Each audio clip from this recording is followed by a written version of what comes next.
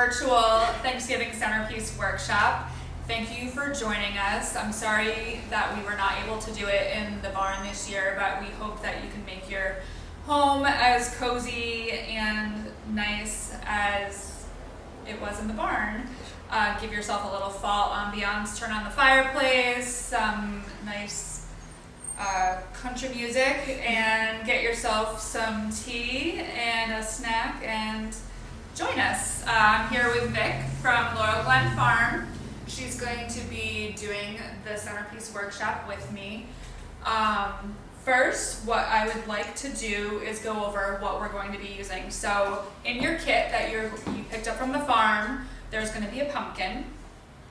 So what I would do first is you're going to just cut a nice round center and carve the pumpkin like you would any pumpkin. Try and get everything out of the inside, because the next step that we are going to do is we're going to coat the pumpkin with plastic on the inside. So in your kit, you're going to have a piece of the plastic. It's going to be a little oversized. So first, before you do this, make sure you wash off your pumpkin. Get all the dirt off and that. So just put it in. Make sure it's all the way down to the bottom, because we're going to be putting in some floral foam to put our flowers into. So also in your kit, you have some tacks. So put the tacks around on the inside to secure the plastic to the pumpkin. You probably only need 7 or 8 tacks. And then once we have it all secured, we're just going to trim around as close as we can to the top of the pumpkin. This is just so that we don't get any actual liquid inside the pumpkin, because it will probably rot immediately. So once we have that done, just try and go around and trim the excess off as close as you can to the top.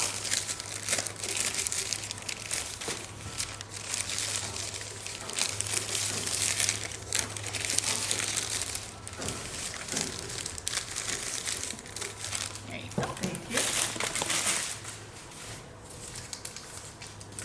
And then after you trim it, we're going to use a piece of Oasis floral foam, which was given to you in your kit. Make sure that you have it pre-soaked.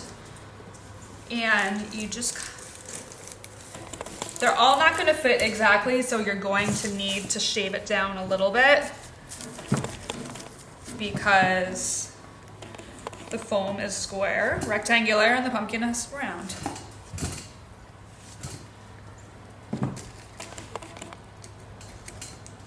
So try and get it in there also without popping out your plastic either.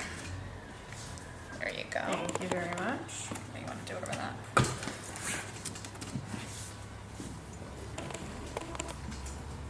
So then you have the foam inside the pumpkin. So I'm just going to go over some of what the foliage and flowers are that you'll have in your kit. This is called grevillea. It's a nice, cool textured filler. This is eastern cedar. And right now it has some of the premature buds on it. This will bloom later in the fall and be one of the earliest pollens. This is cool. It doesn't even look real. It's so pretty. I know. It's definitely a different texture. And then we also have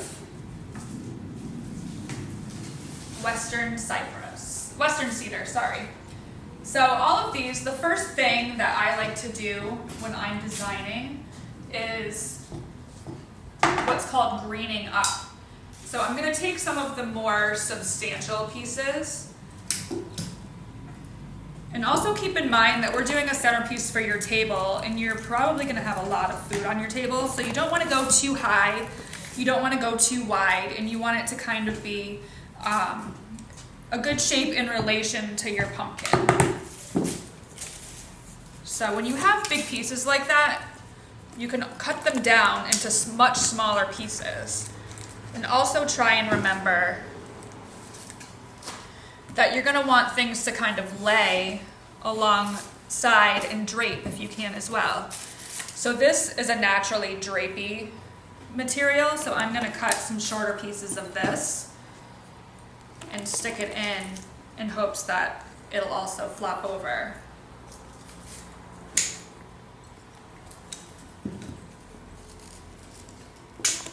I'm nervous, Caitlin. I've never even gotten to attend this workshop before, and you're so good.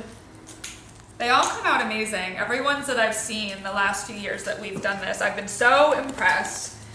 And every year, I'm sure they get better. And I really hope that everyone at home that's doing this, that you can send us, Yes, we would love tag to us see on it. Instagram and show us all of your creations. Yep.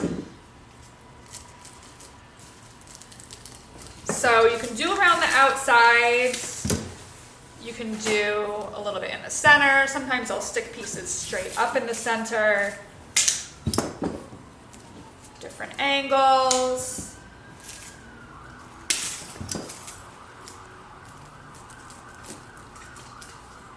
So you get yourself a nice base for you to put your flowers in.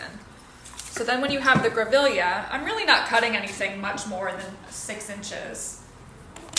So I'm going to mix the 3 shapes of foliage. And that really gives you a nice base.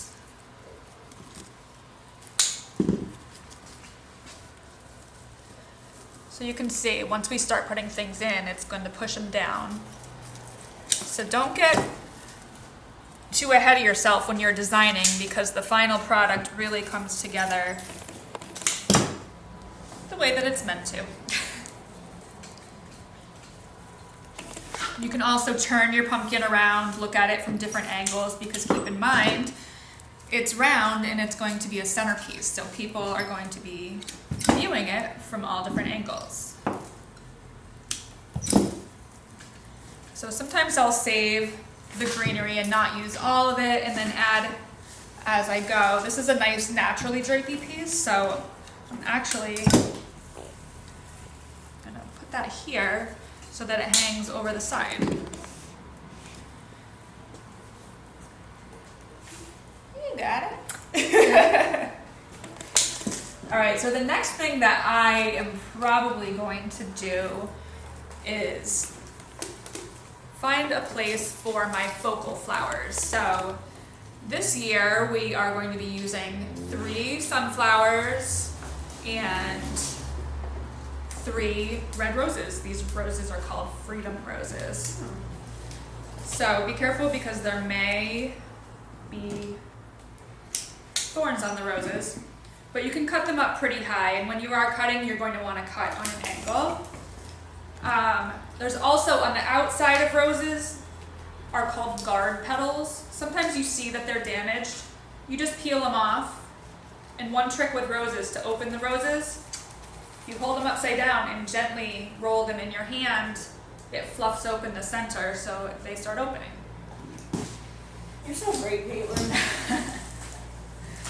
So, also, a typical way to design is to design with components that are in odd numbers, mostly in 3s. So if I do just 2, it's going to look off center. It's not going to really make it even.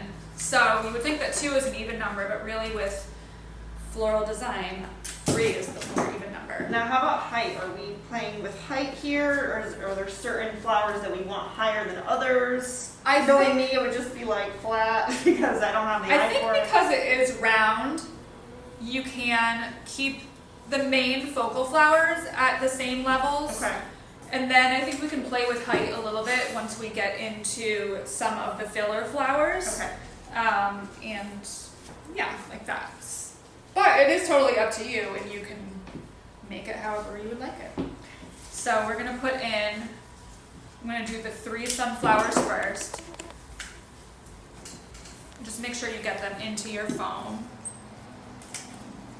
And cut everything on an angle so it's easier to go into your foam.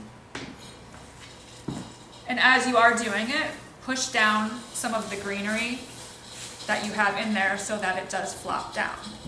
And just try and hold the stem as low as you can when you're putting it into the foam because you don't want to snap the stem, because they are delicate. So you can see now I have these 3, and I'm probably going to put the other 2 roses right on the in-betweens. And sometimes if you can't get it into a good spot, just pick it up and try it again.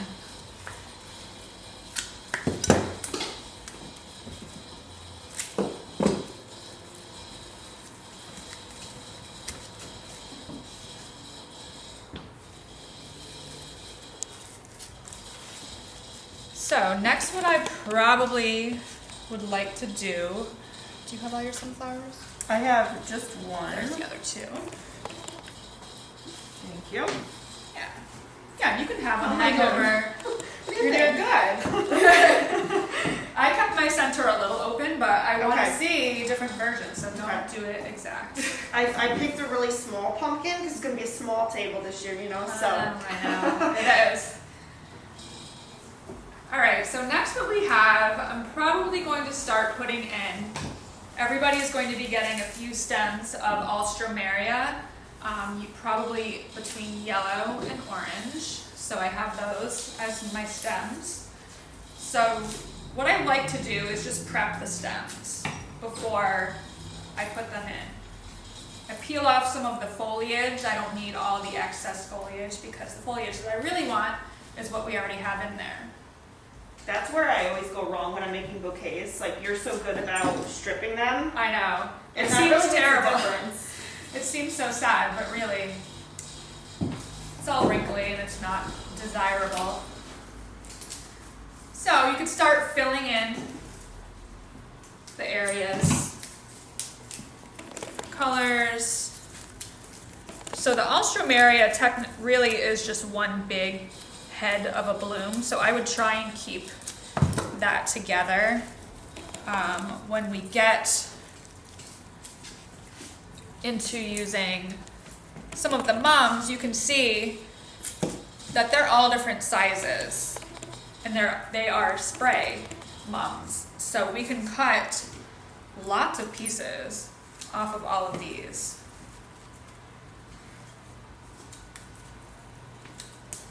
So I'll keep the big center together, and then you can have all of these side shoots to add into your arrangement. Also peel the foliage off. Sometimes I also, as you just saw, I'll tap this on the table so I can kind of see how high it is. I know I'm not going to be going all the way down, but it gives me a general idea of how much higher it will be. So right now I'm going to I have my first layer, my focal flowers, and I'm going to just leave this a little bit higher so it's not completely tucked in. And also, like I said before, everything doesn't have to be tucked in. Sometimes if you leave longer stems, it adds interest. It keeps things looking not so tight and modern. It's a little more natural, airier. So you're going to be having... Ooh, these smell good. I think that's the mums that smell good. It is, yeah. So there's going to be all different kinds of novelty mums. So really, you can go crazy with them. Fill them in wherever you like. Also, don't be afraid to get down low and look at the edges of your arrangement. Actually, one thing that I was going to suggest, which I forgot, be right back, is to use the bucket that all of your product came in as a stand for your arrangement. So you can see it up higher, you don't have to bend over as much.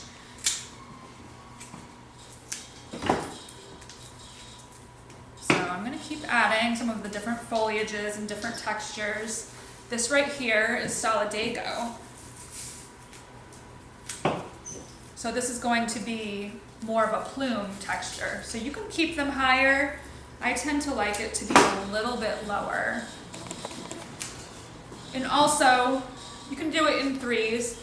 Instead of making things straight up in the center, try and do them on an angle, offset from each other. I'm probably gonna do 3 on the top, so then maybe go around the outside. I'm also stripping the foliage off as I go. It's a habit for me, but. So if you can see the top of this now, how I have everything in my triangles in threes, and it just makes for a nice balanced arrangement, if that's what you're going for. So you can cut certain pieces that you have that seem like they're one piece into 2 pieces and use smaller parts of them, especially around the collar of your arrangement, to add some extra texture.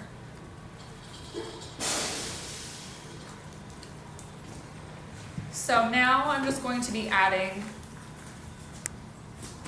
some taller pieces of the different types of mums, just for a little bit of extra interest. I'm gonna let them stick out a little bit, so you create different lines of depth to keep your eyes moving within the arrangement and keep it interesting. I'm also turning it as I go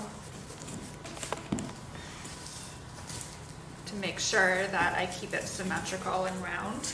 Not everybody from every part of the table is seeing something pretty. So you can see here, this is still bud and it's short, but I cut out the center, and you can use it still to add different texture. It may not open completely, but even buds and all different parts of flowers are useful in arrangements. If everything was all the same shape and size, it would be boring.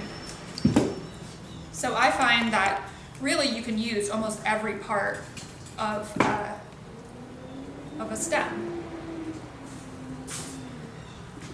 So I'm just going to use some of these last tall skinny pieces to add a little bit more height and varied shapes. Then in the end, you can see where you might want to add additional foliage. Maybe a little bit taller. Where you may have missed a spot. Maybe where you want to separate, where some flowers seem too crowded. You can add in some greenery. Keep turning it. Right here, I feel like I'm missing a little bit, so I'm going to stick some right there on the edge. So there's one last part, actually 2, that I want to show you. These are just preserved oak leaves. So you're going to get a little bit of a stem, and I'm going to give you 2 or 3 of them. I'll just show you one for now, but you're also going to get floral picks in your kit. For this application, I really don't think I'm going to use the wire. The wire is good to use if you're wiring something like a pine cone, but for here, I think we're just going to use tape. So you also have floral tape in your kit wrapped around a business card that you can use. So take some tape in here. Here's your pick. Thank you. So what you're going to do with this is just kind of line up the stem and hold it alongside the pick.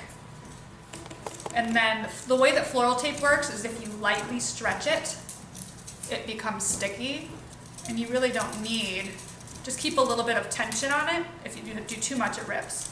You don't need too much, but that's going to make it so that we can place preserved foliage and things like that into the arrangement.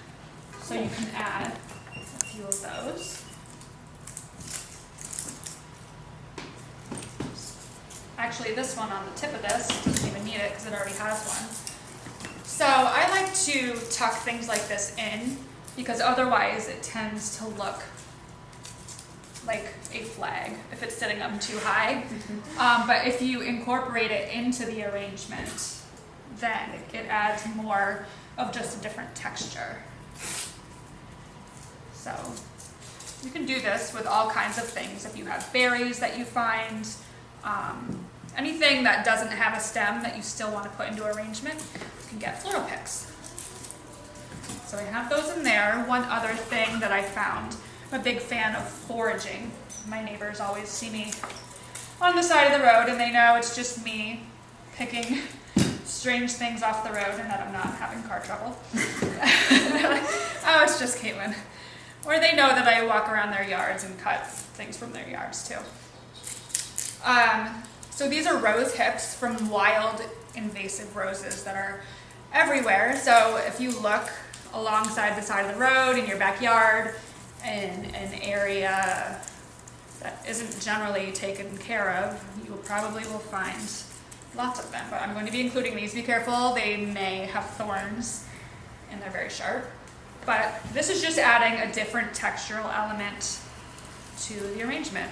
So these you can let stick out a little bit. You can tuck them in. You can break them up into different pieces. So that is that. One other thing that is easy and fun to forage is bittersweet and grapevine. Right here is actually 2 in 1. So you can go out in your yard, look for that, or on the side of the road. One cool thing to do with grapevine, you can use it as a shape.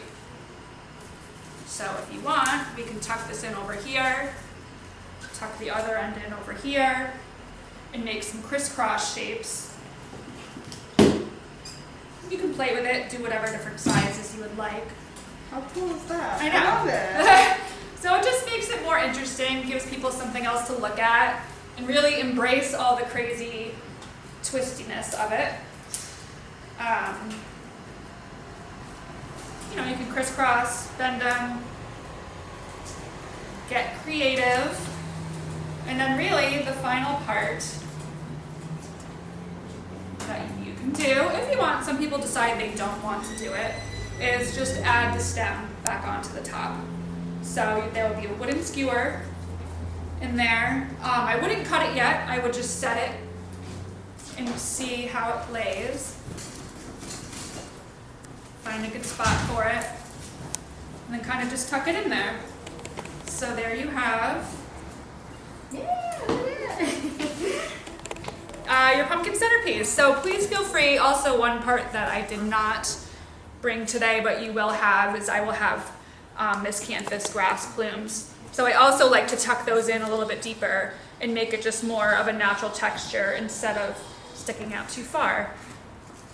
So please feel free to reach out if you have any questions. You can message me on Instagram, show me, I will FaceTime with you, and let me know how you're doing or if you have any questions.